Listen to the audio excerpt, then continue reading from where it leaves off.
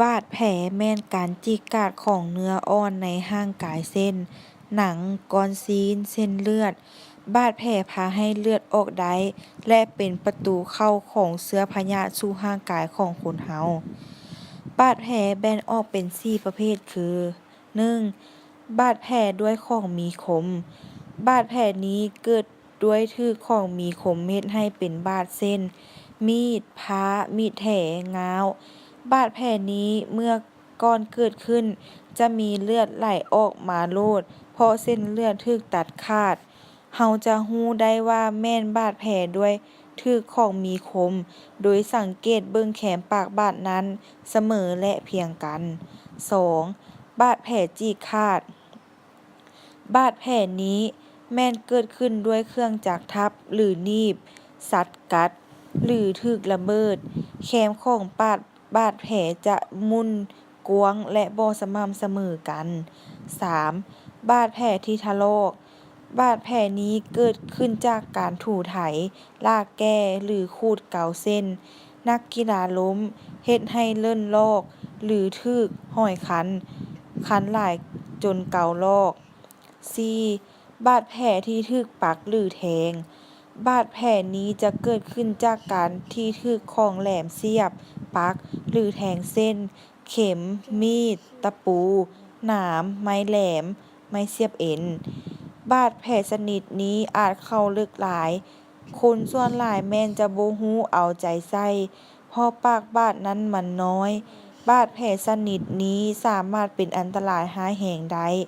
เพราะเชื้อพยาธิถูกขังอยู่ในบาดแผลนั้นบ่มีอากาศ สามารถให้เกิดพยาธิบาดทะยักได้ การปิ้นปัวบาดแผลที่มีเลือดออกน้อยที่บ่สำคัญมีคือ 1. ล้างมือให้สะอาดด้วยสบู่และน้ำที่สะอาด 2. ล้างบาดแผลด้วยน้ำสะอาดและสบู่ 3. บีบส่องแขนบาดแผลที่ปักหรือแทงนั้นให้เลือดออกเพื่อล้างพื้นบาดแผล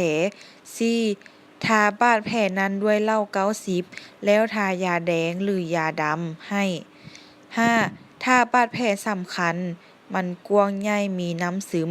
ให้ห่ำด้วยผ้าปกบาดแผลที่อะเชื้อ 6. ถ้าหากว่าบาดแผลนั้นไข้แดง ร้อน เจ็บ หรือเป็นหนอง แนะนำให้คนเจ็บไปโรงหมอ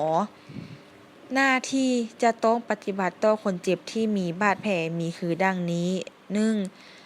เฮ็ดให้เลือดหยุดเซาถ้ามีเลือดไหล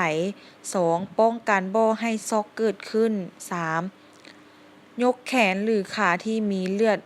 ออกนั้นให้สูงขึ้น ถ้าว่ามีกระดูกหักห้ามแตะต้อง 4. เอาสิ่งที่กีดขวางบาดแผลออกให้หมด แต่อย่าแกะเครื่องนุ่งออกหมด 5. ถ้าหากมีเลือดกามเป็นการอัดปากบาดอย่าแตะต้องหรือกวนมัน 6. เฮ็ดให้บ่อนบาดแผลนั้นบ่ให้เน่งติง 7. ถ้าเลือดออกยังซึมผ่านผ้าพันแผลออกมาบ่ควรจะแกะออก ต้องเอาผ้าปกแผลใหม่มาปกใส่อีก แล้วห่ำเต็งเป็นชั้นที่รองไว้ 8. ถ้าหากว่าเลือดยังออกอยู่ให้นำเอาคนเจ็บไปโรงหมอด่วน ความร้ายแรงของบาดแผลมี 3 แบบคือ 1. บาดแผลที่บ่เป็นอันตราย หมายถึงบาดแผลที่มีเลือดไหลออกน้อยเป็นบาดแผลน้อยๆและสะอาด 2. บาดแผลที่เป็นอันตราย หมายถึงบาดแผลที่เข้าไปถึงอวัยวะที่สำคัญอยู่ภายในเช่น ตับ ปอด สมอง ลำไส้ เส้นเลือดและเส้นประสาทต่างๆ 3. บาดแผลที่ควรให้การพยาบาลปิ้นปัวด่วนคือ เส้นเลือดแดงแตก บาดแผลอยู่หัว บาดแผลอยู่คอ บาดแผลอยู่ปอดและหัวใจ บาดแผลที่กว้าง โปก และโพรง